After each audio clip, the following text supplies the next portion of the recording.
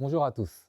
Dans notre vidéo, nous allons nous intéresser à un contrat de footballeur assez méconnu du grand public. Il s'agit du contrat fédéral, à ne surtout pas confondre avec le contrat professionnel prévu dans la charte de football professionnel.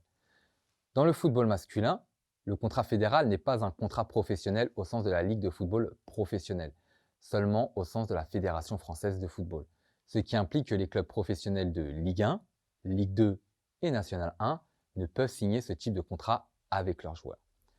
Seuls les clubs indépendants de National 1, autrement dit non professionnels de National 1 et les clubs de National 2 et National 3, peuvent signer un nombre illimité de contrats fédéraux. Les clubs de Régional 1 ne le pourront, mais que dans la limite de 5 joueurs. Les divisions en dessous, à savoir la division de Régional 2 jusqu'à la dernière division de district, ne pourront pas signer de contrats fédéraux avec leurs joueurs. Concernant la durée de ces contrats, cela ne pourra excéder 5 saisons et ne peut être inférieur à une saison. Pour les clubs de Régional 1, cela ne pourra excéder une saison. S'agissant du temps de travail minimum de ce CDD sportif, il est de 35 heures en National 1 et de 21 heures dans les autres divisions. Cependant, et par exception, il sera possible de faire contracter à des jeunes joueurs de catégorie U18 à U20 des contrats à temps partiel de 21 heures dans les clubs de National 1, à condition que la durée du contrat n'excède pas une saison renouvelable une fois et sous certaines conditions.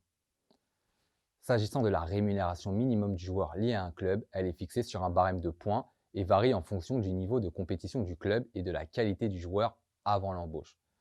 Par exemple, un joueur s'engageant dans un club de National 2 et qui était avant son embauche un joueur professionnel en Ligue 1 depuis 5 saisons bénéficiera au minimum d'un salaire de 270 points, tout en sachant que le point est valorisé à 14,95 € pour la saison 2019-2020 et qu'il est revalorisé à chaque début de saison. Ainsi, dans notre exemple, le joueur percevra mensuellement au minimum 4036,50 €. Il faut rappeler que nous n'avons seulement traité que du contrat fédéral au sein du football masculin, car le contrat fédéral existe également dans le football féminin et il est le seul contrat professionnel existant.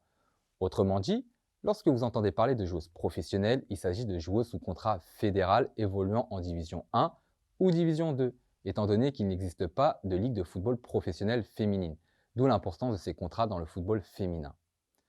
Ainsi, pour récapituler, il faut comprendre qu'en Ligue 1 et Ligue 2 et pour certains clubs de National 1, les clubs ont la possibilité de faire signer un contrat professionnel au sens de la LFP et que dans les clubs non professionnels de N1, N2, N3 et R1, les clubs ont la possibilité de faire signer un contrat fédéral à leurs joueurs.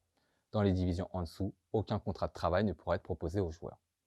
Ceci était donc un bref résumé des points essentiels relatifs au contrat fédéral. Je vous remercie.